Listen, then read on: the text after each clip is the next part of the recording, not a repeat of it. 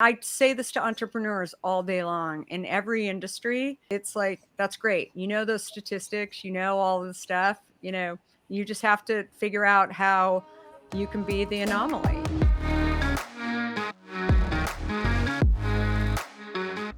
Hi, everyone, and welcome to another episode of Over the Wall. Today, I'm joined by Kara Goldin, extraordinary entrepreneur, founder of Hint Water. If you haven't read her book, just came out called Undaunted, Overcoming Doubts and Doubters. I think it's just an awesome book for entrepreneurs. Just captures her life story, but also some really good insights into the journey and what it really takes. So, I'm hoping today to really dive into with Kara about all that and her ideas and talk about what she's really experienced and getting to her where she is today. So, Kara, welcome to the show.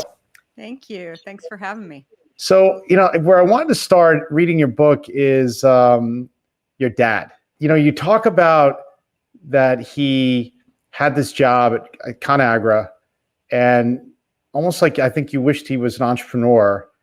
And I had this similar thing with my grandfather. My grandfather, he actually was an entrepreneur. Then he went and he quit he stopped being an entrepreneur, went to work in a big company. And it always left an impression on me that I didn't feel like he really was happy. Mm-hmm. And I kind of picked up a little bit that in the book. And I wanted to talk about that because it seemed like it had an impression in your life. When he was, I was a young kid in Scottsdale, Arizona, and the youngest of five. And so my mom actually had decided to go back to work. She was an art history major. She had decided she wanted to go into fashion and retail. And so, I think back on what sort of how he developed this product, Healthy Choice, inside of actually originally an Armor Food company at that time.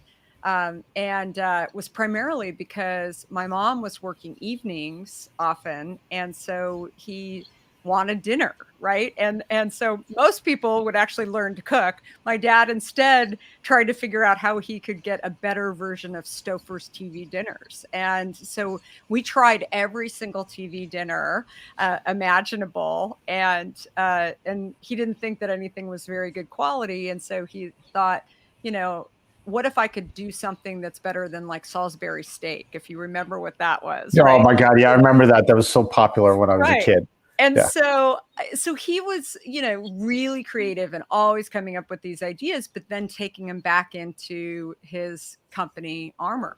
And I think he felt like he wanted to do things, for example, talk about sourcing. And he wanted to talk about where does the product come from, because he would go out and find like the shrimp fishermen and knew their stories. And the original version of Healthy Choice actually had those stories. He was one of the first packaging guys that actually was writing these stories on the back.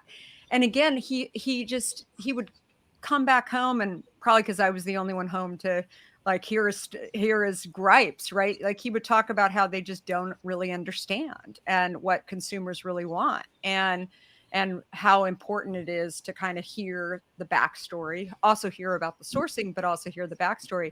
And so there were definitely signs. I wouldn't have called him even an entrepreneur back then, but there were definitely signs that he was different, and the way that he thought. He was a big thinker, and and he was ahead of where most people were about the consumer. And so Armor Food Company was acquired by ConAgra, and I saw that again. I didn't know what I was experiencing, but all the headaches of that and integrating in and, fighting against the other products that were competing for the frozen case, right? It was an internal fight to do that. Like I would watch that. And I think through all of this frustration, I thought, can't you just go start your own company? I mean, you've sort of built this thing. I mean, he actually incubated it with Julia Child, which again, I didn't know anything about Julia Child, except she came over to our house a few times and drank a bunch of red wine. And I just, was a little concerned because my mom's at work and, you're Julia Child. Who's this lady, right? Yeah.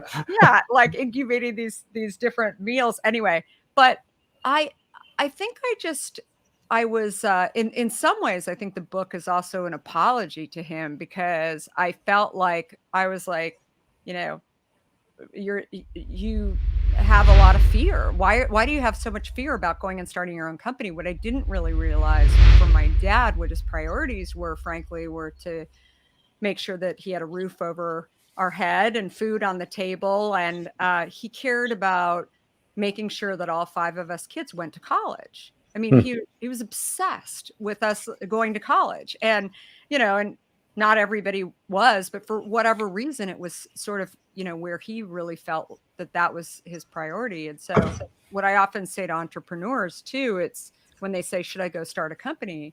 You gotta, and I know you know this, you have to figure out what your priorities are, right? And he had 5 kids and he felt like it was a lot of risk and he didn't want to screw up our lives in some way. What I also experienced, though, fast forward a few years when I was in high school, I mean, my dad was dedicated and so devoted to this large company. And when this is the 80s, the early 80s. You and I are the same age. Yeah. And I remember him coming home and finding out that he was laid off. Yeah, I couldn't believe that story because he doesn't have an MBA or something, right? He That doesn't was have an MBA. And that was the 80s. I mean, one day we'll have like a CNN segment about the 80s with yeah, right? It was all about right. the MBA. And so anyway, so he was given a package, and I still couldn't believe it. And I just said, "Well, can't you get another job?" And he was 55 years old, and he said, "I don't have an MBA. I'm 55 years old. How am I going to get a job?" And so he didn't get a job for 2 years. He tried. He sent out his resume. I mean, this guy's like developed, still to this day, one of the biggest products for Yeah. ConAgra. And he could not find a job because he didn't have an MBA. And it was just this mindset of, like, everyone's got to have an MBA here.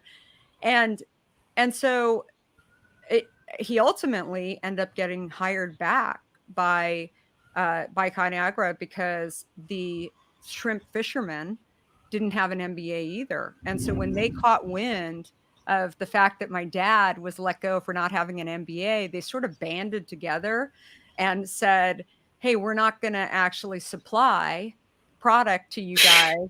I didn't realize. And Well, so the power, I mean, there's so many stories wrapped in there, but it's like the power of relationships. I mean, people said, like, did your dad like strong arm the? No, of course not. I mean, he just said, you know, I don't know what to do. I think ConAgra, when they ultimately came to him and offered him a job, they said, "We're going to give you this job back to basically work with all the different sources, but you have to move to Omaha, Nebraska." And I think they thought he'd say no.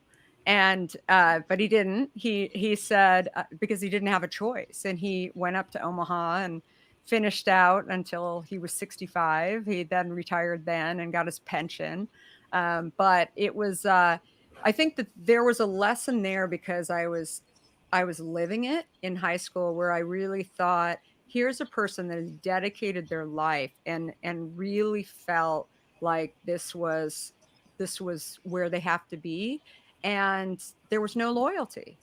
And people talk about it today about companies and about loyalty, and I think you talk to most millennials, they don't feel like there is loyalty, right, with a lot of companies. And I mean, I would say I experienced that with large companies, and to some extent I think it's something that I think about a lot just in building my own company. It's just uh when you look at some of these large companies and some of the decisions they're making, I don't think you could ever let somebody go who's age 55 today for not having, a an MBA. Yeah. MBA. I mean, it's Yeah. crazy, but again, all of these kind of learnings along the way, I was learning about being a product inside of a large company and everything that went along with that. I was also learning about the, challenges of trying to take risk in a large company, a large public company,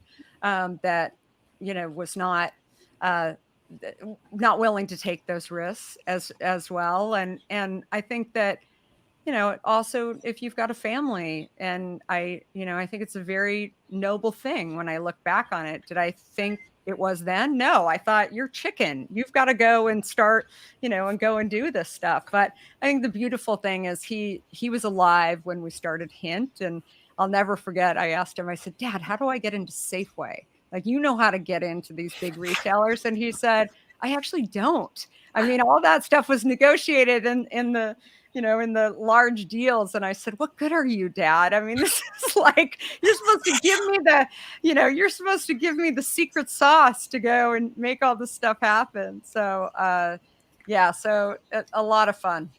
But it's interesting. My grandfather, who he was he made handbags, and he had his own company. They had to close it during the war, and then when he opened back when the war was over in World War II, he he went and worked for a handbag, Judith Lieber, the handbag, and he worked for was a designer there.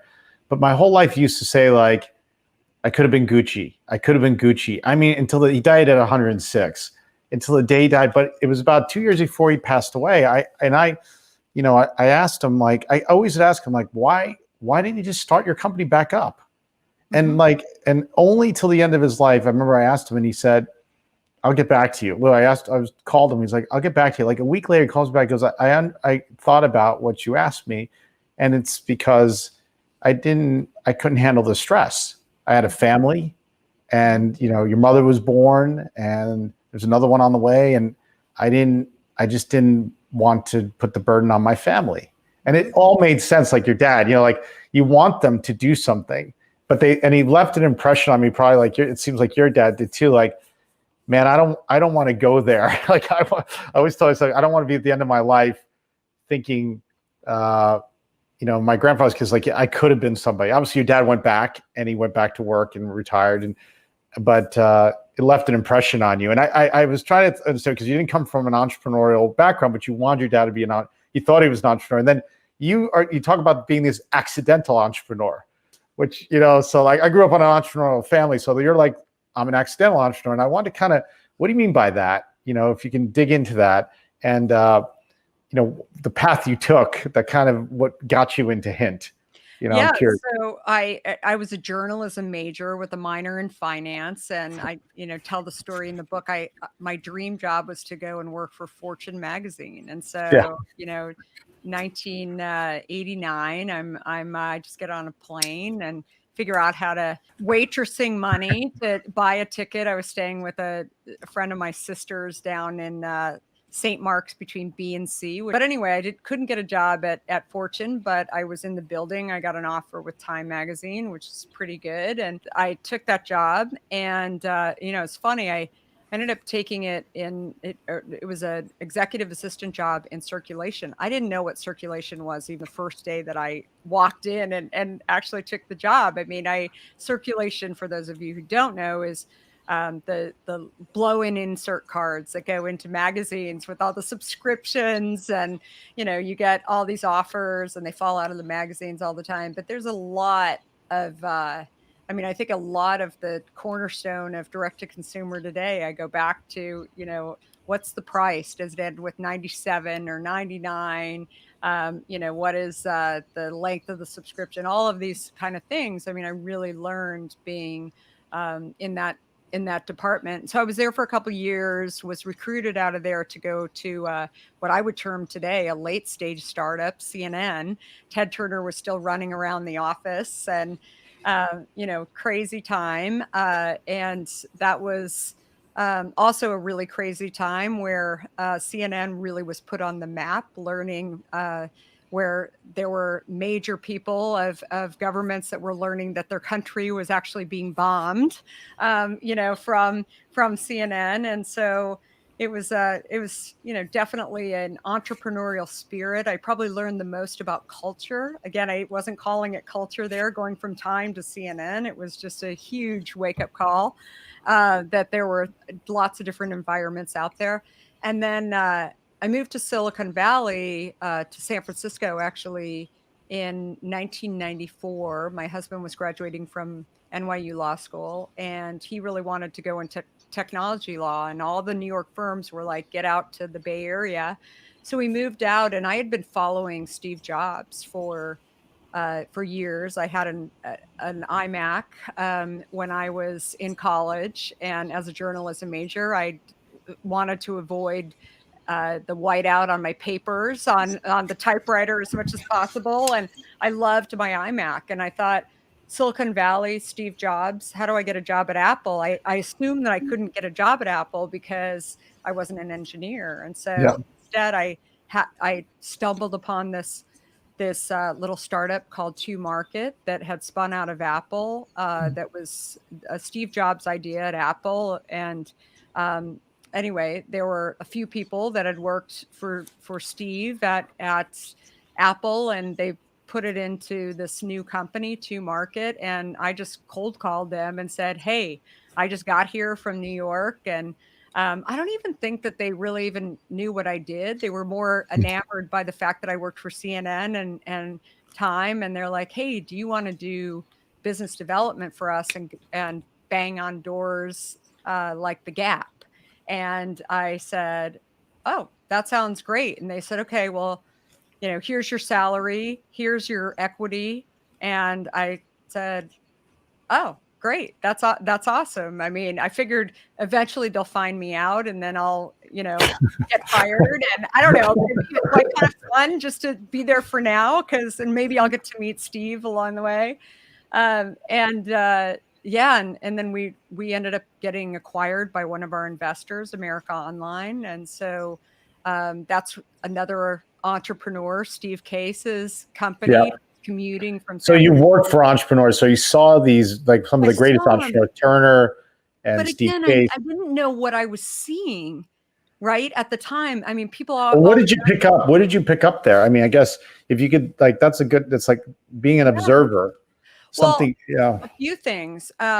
So I think all very different entrepreneurs, but I think especially when I came to the Bay Area, what I saw in tech was this concept of, and to some extent even at Turner as well, where it was, we're starting here and we're just going to keep adding on. And I often think about entrepreneurship as great entrepreneurs view their journey as a puzzle, and you just keep adding on, right? And you're not, I mean, I know you're doing this at LivePerson, right? It's just, you're defined today like this, but you continue to upgrade, right? Do better. I mean, they call it 2.0 in the tech industry, but it's interesting. Pivot, you call it a pivot. It's always pivoting. Right, pivot, right? There's all these different terms for it, but it was this concept of, we're doing great today,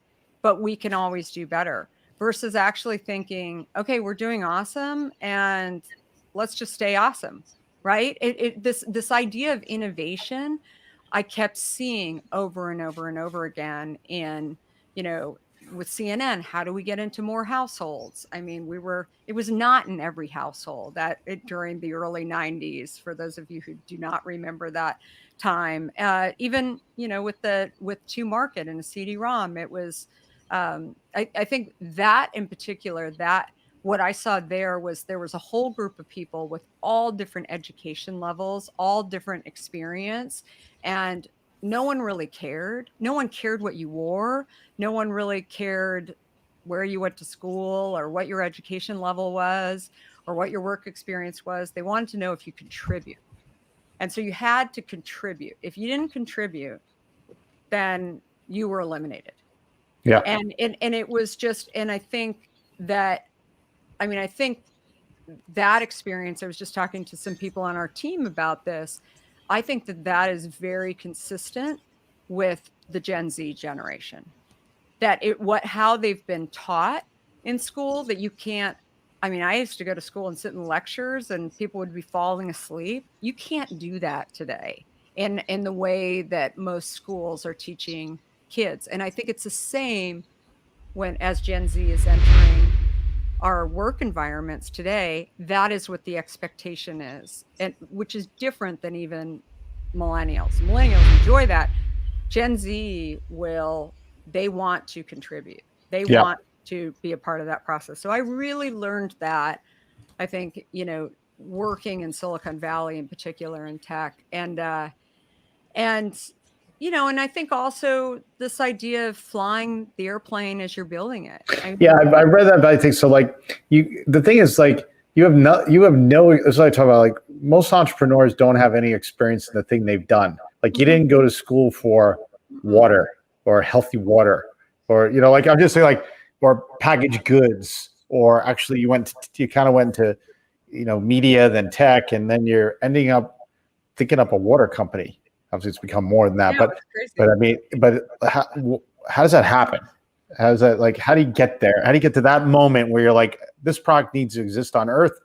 I'm the person for it. Yeah, well, and that is exactly what I mean by this accidental entrepreneur, where I, had this problem in my own life. I was drinking a ton of diet soda. I left AOL after 7 years.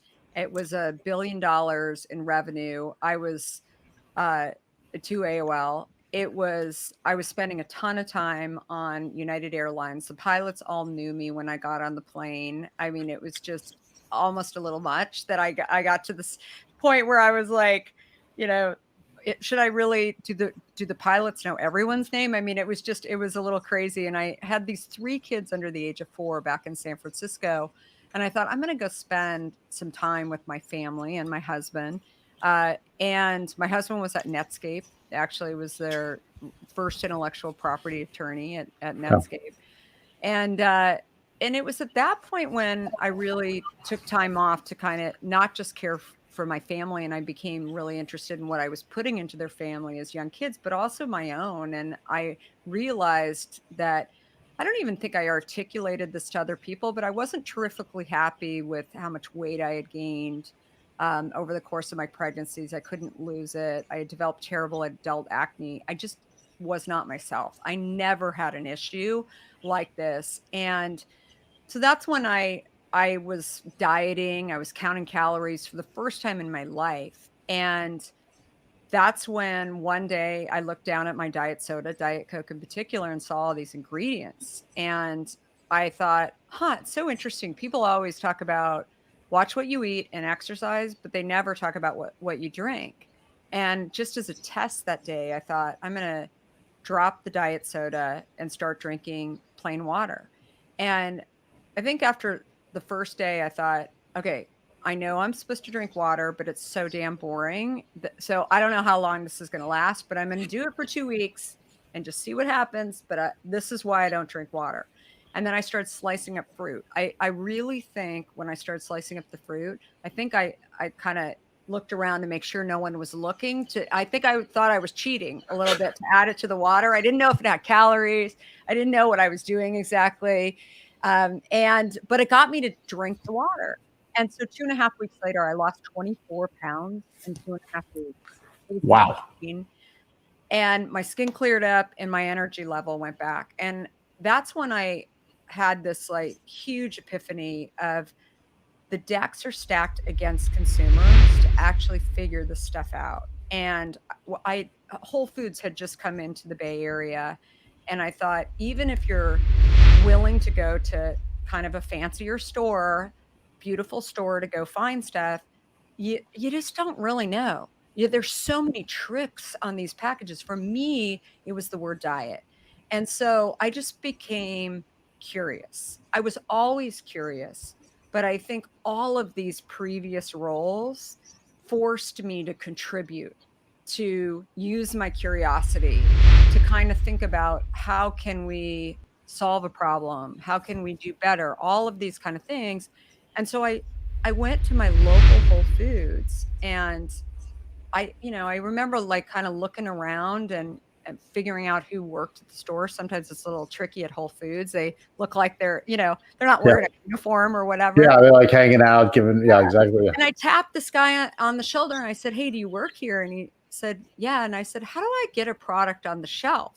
And he said, "What do you mean?" And I said, like, I'm making this thing in my kitchen, and I used to drink a lot of Diet Coke, and I like the convenience of having a ready-made item, but is it really hard to get a product on the shelf? And he said, we have this program inside of Whole Foods where, are you a local company? I said, yeah, I'm a local. So you're not even a company, really. It's like you in the No. kitchen. I was like, yeah, I'm a local company. And he said, so you're bottling your product? And yep, I'm bottling. And he said, well, I think you need a UPC code and you need this. So I went home, and I really think I just thought it was kind of fun.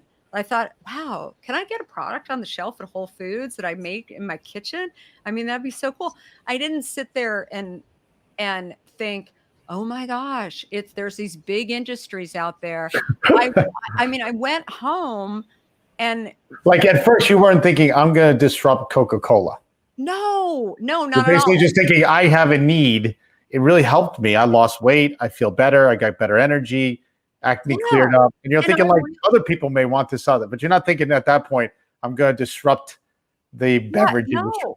And that was the thing too, that I thought, I mean, I wasn't the only person that was looking at the word diet and thinking that it was better for me. And then I also saw this other drink that had just kind of made it into the market, had been out, but in my sort of view, it was fairly new, vitamin water. And I thought it had lots of calories, lots of sugar in it. They didn't even have a diet version. And I thought, again, there's all this healthy perception versus healthy reality. I saw this so clearly, and yet no one else was seeing it.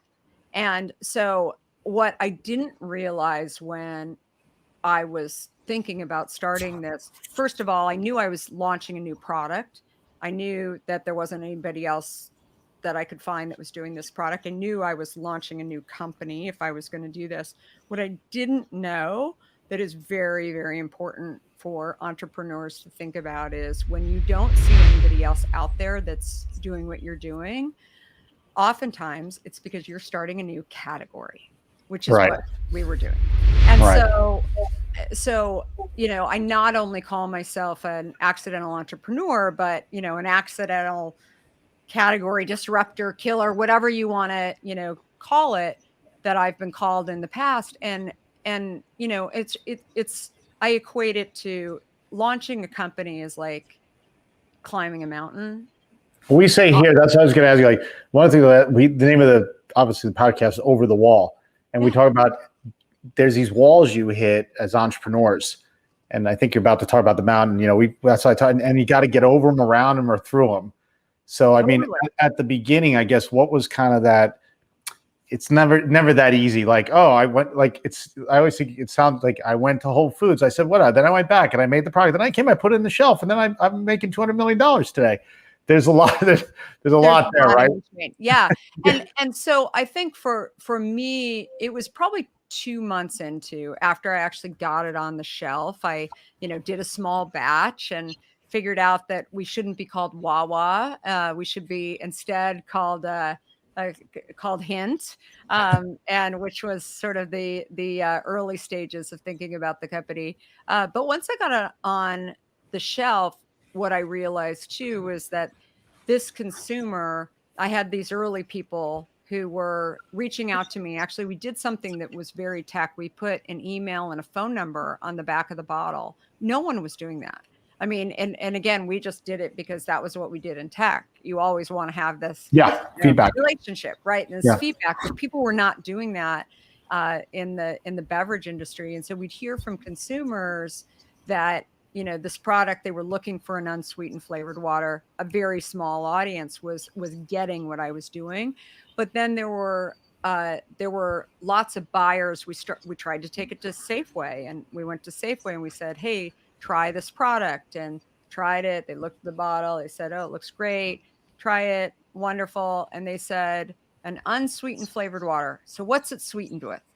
And I'm like, are you listening? I mean, what exactly is that? And why do you not understand? And they said, so who else is in your category?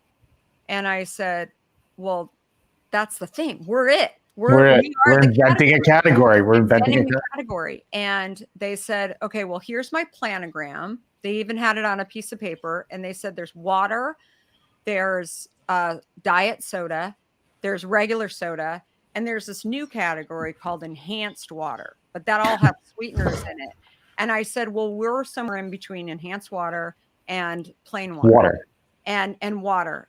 And they said, well, there's nothing in the planogram for it. And I said, well, just make space right there in the planogram. And they So said, you're like pointing on a piece of paper, like just put right there, right, there. right, And yeah, right there. I mean, Rob, the number of times that I did exactly what you were doing, and they said, that's above my pay grade. That's I above my don't, thing. I can't put you there. I I can't do can't do it. it. And then they'd be like, but I love your product. It's really great. And how many, I mean, the number of meetings that How went many down. rejections? Like how you talk about, obviously your book's entitled Overcoming Doubts and Doubters.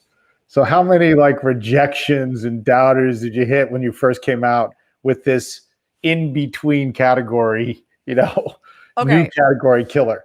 hundreds, and I'll tell you why. It Hundreds. wasn't Did you say hundreds? hundreds in the first year. So, and here I am, a successful tech executive coming into the beverage industry. Most of my friends didn't even know what I was doing. They just assumed that I was being a mom, and I was being a mom, but I had this, I'm like, to my husband, come on, Theo, like, let's load up some cases and go and try and get into this market. When we had a babysitter, like we'd, go on in our Grand Cherokee and just try and go. And I was just having fun. And it was, I don't know, call it a glutton for punishment or whatever. I would go in and I'd try and talk to these buyers. And I mean, there were so many times that I would have this conversation. Then I would hear also from that feedback loop from the consumer, where again, I'd have some that got it, but then others would, say, wait, what's it sweetened with? And I'm like, why can't anyone understand that an unsweetened flavored water is not sweetened? And then I would go to bottlers too. The other thing, I wanted an unsweetened flavored water with no preservatives in it.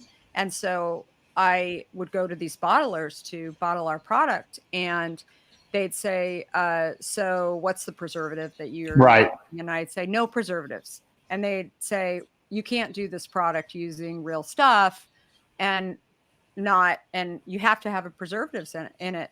And because I didn't come from the industry, I said, why? And most of them didn't know.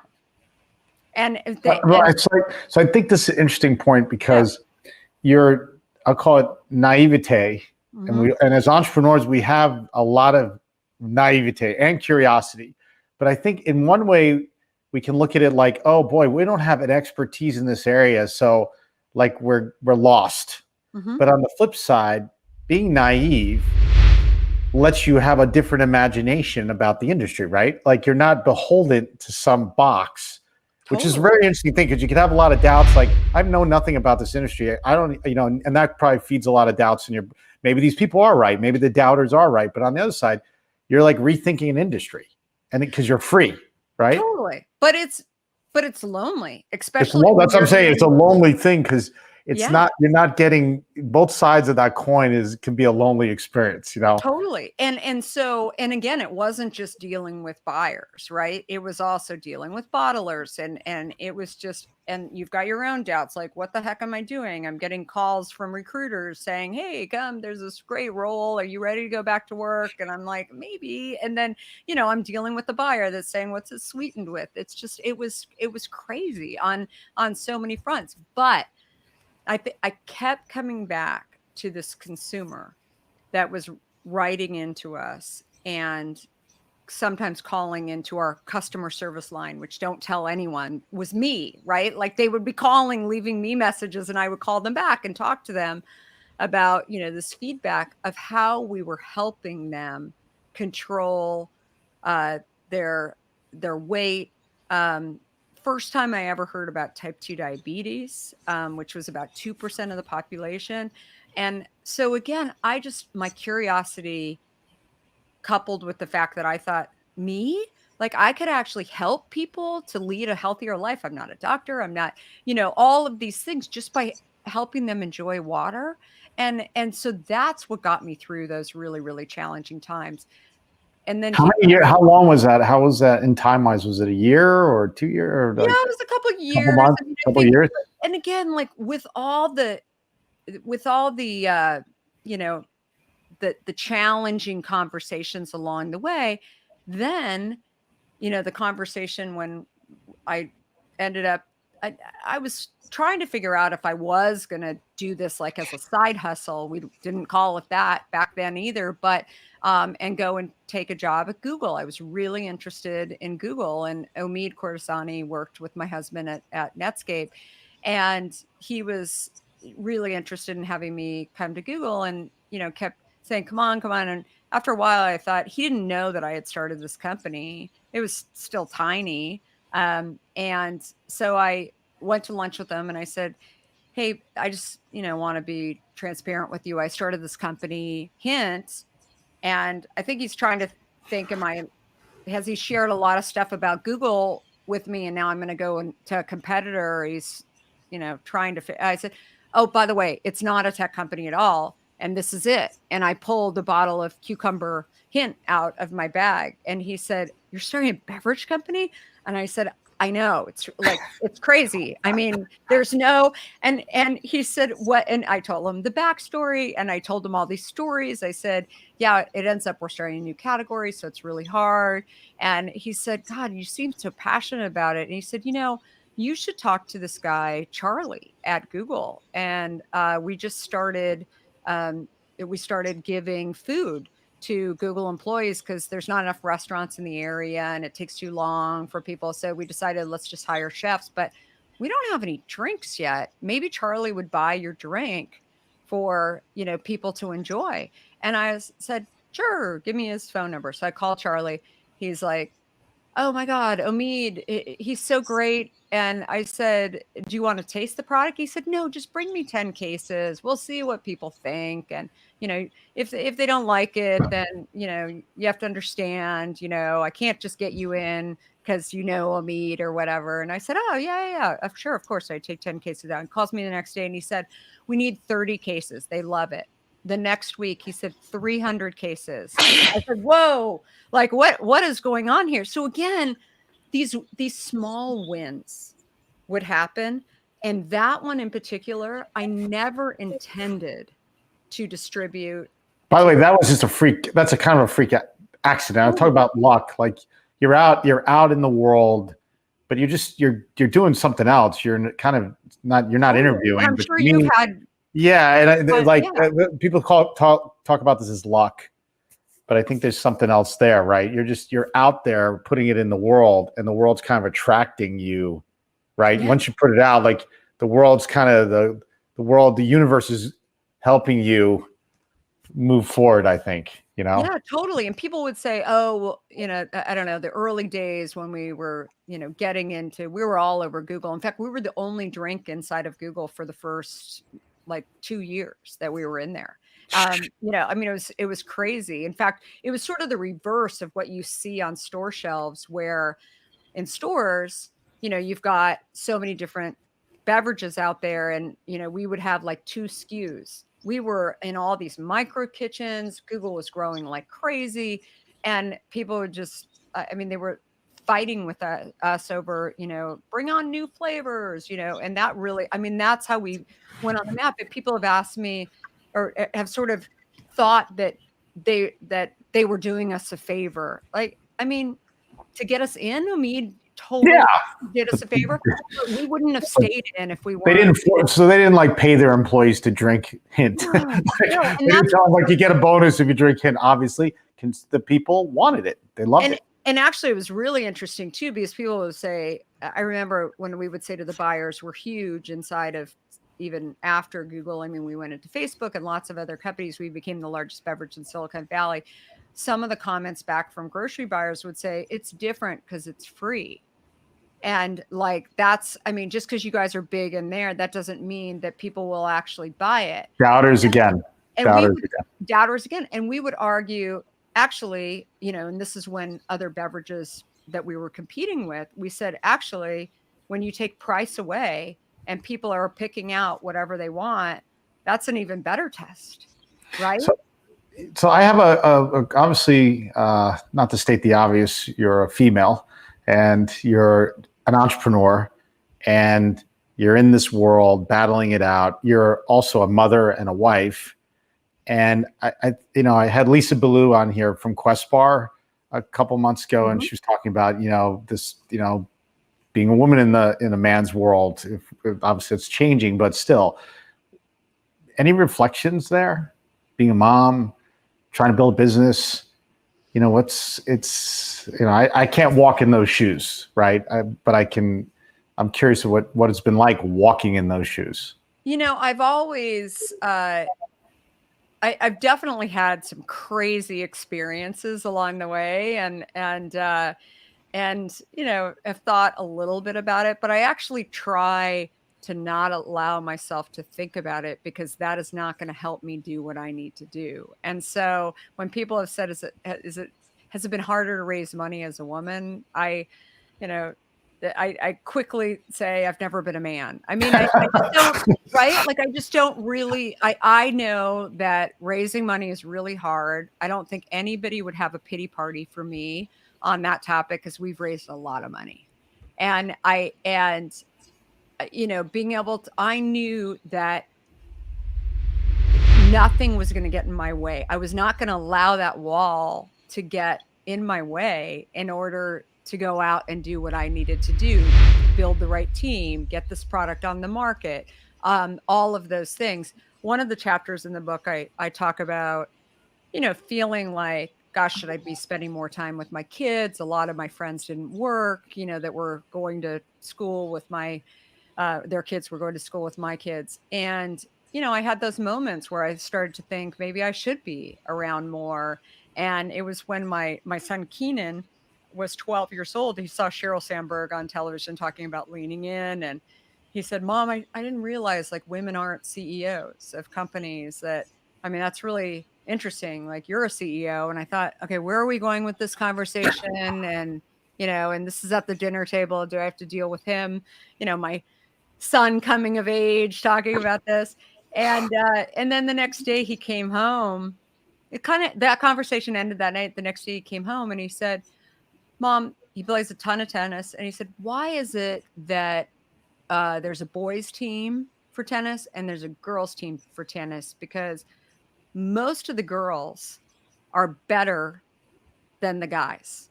And I want some of those girls to be on my team, on the doubles teams. And I said, you should go and petition. And he said, I'm going to go do that.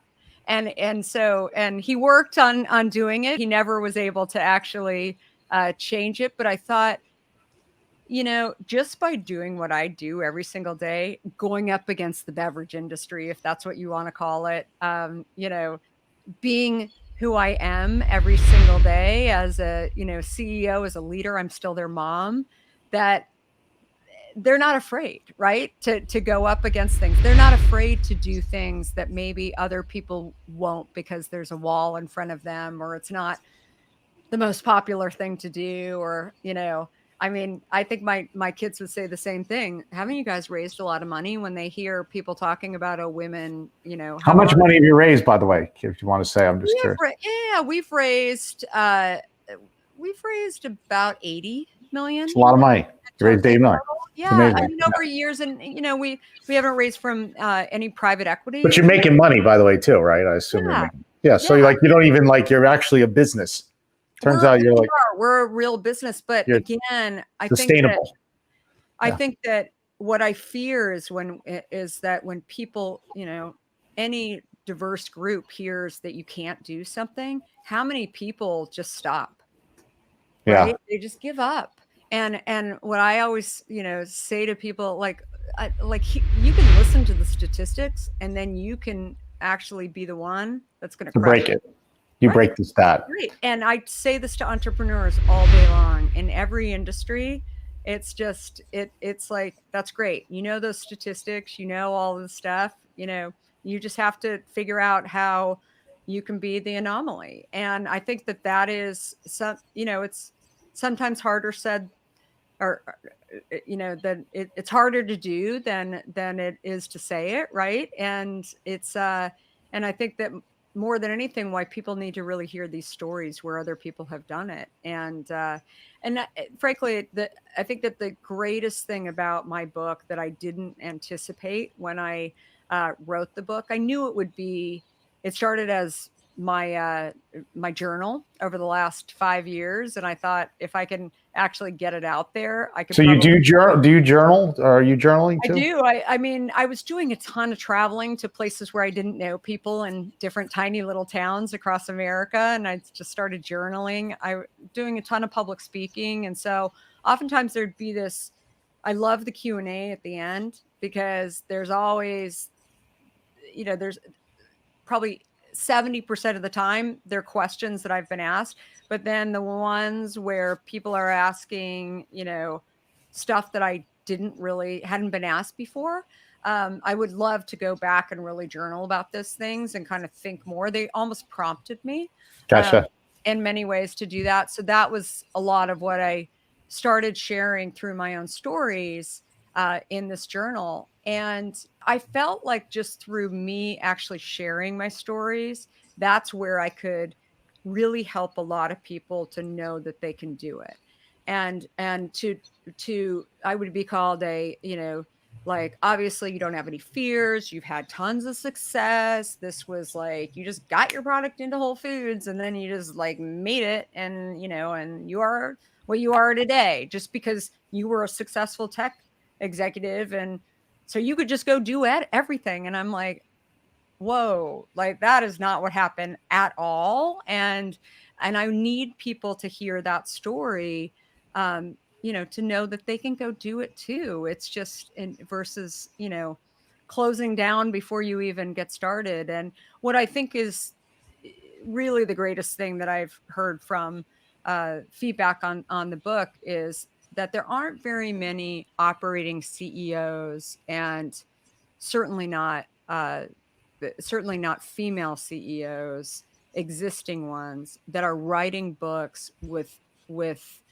you know not just not necessarily like a tell-all sort of, um but authentic, right? And Authentic. Yeah. it's right, and it's very, and there's points along the way, raising money, talking to our board about launching a direct to consumer business. I mean, there's stuff that happens along the way that is, it's ugly, it's challenging, right? And it's hard. And that eventually, as Steve Jobs famously said, the dots eventually connect, right? That those challenges make you fearless, a risk taker, undaunted, resilient.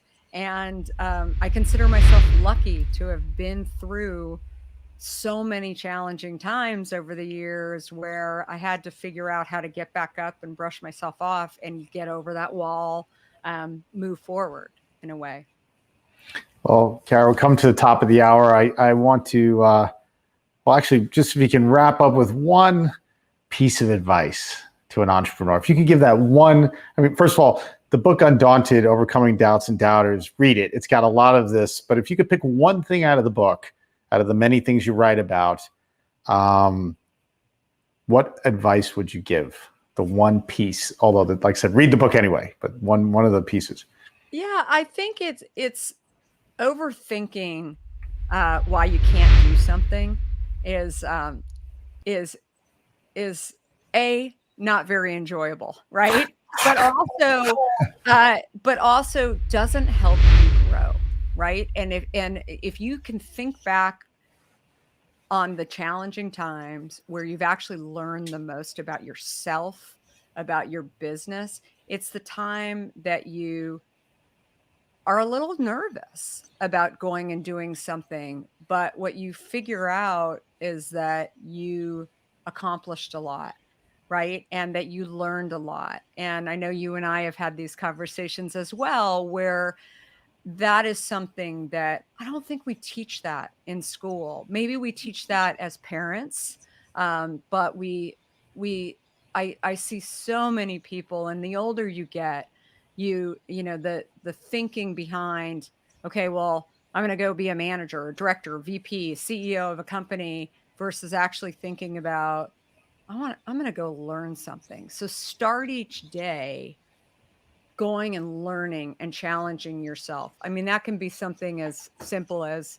learning how to, run a marathon, right? Or learning something that is really going to kind of challenge you, that you feel is scary, hard, however you want to view it, and go out and do it and see the difference that you make in your life. Maybe you'll also get a little healthier too, and but the pride, the you know remembrance of a kind of where you thought something was bad and challenging and how you came out. Maybe it doesn't turn out the exact way that you wanted it to, but those things actually make you, I believe, happier and enjoying life too, that you take those things. And I'll just say one last thing, that the journey is yours, right? And do you want to, as you talked about your grandfather, do you want to get to the end and feel like there's just a lot of things that you should have done? Instead, look at your journey as one where there were a lot of crazy stories. There were things that just didn't work out the right way. But it just makes you, it just makes you a better human. Yeah. I remember someone once told me that, like, at your funeral, which there's only one thing we all have in common, the path and journey is individual, but we're all going to go somewhere else. But somebody said very rarely in a funeral is somebody start to say, oh, if he only hit his quarterly numbers, or if she only sold more water, she would have been a better. Like, at the end, no one's talking about all that stuff. If you would have, it's kind of like you're out, you're gone, and whatever you've left behind, you left behind, and that journey is that thing that people can talk about and celebrate, I think, in the end anyway. And I think your journey has been phenomenal, and it's like, I just admire people like yourself who just take the long road. And that's a lot around the podcast, is like meeting people who've taken the long road. It's always like rags to riches in this, but you've taken this long road. You've dedicated yourself to this. You've gotten over those walls. And I just think you're awesome, by the way. And your book, Undaunted, Overcoming Doubts and Doubters, I think it's just a phenomenal book for entrepreneurs. So thank you for your time, and keep doing what you're doing. It's really incredible. Thanks, I so appreciate it. Have a good rest. Stay safe. Thanks a lot. All right. Bye-bye.